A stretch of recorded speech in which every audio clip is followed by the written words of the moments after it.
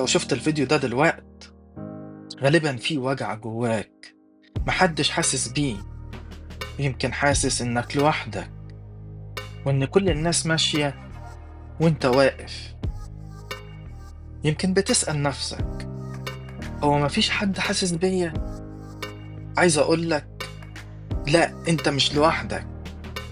في ناس زيك كتير بيضحكوا قدام الناس وبينهاروا أول ما الباب يتقفل. في قلوب تعبانة وجيوب فاضية ونفوس بتصارع علشان تكمل. لكن خليك واثق،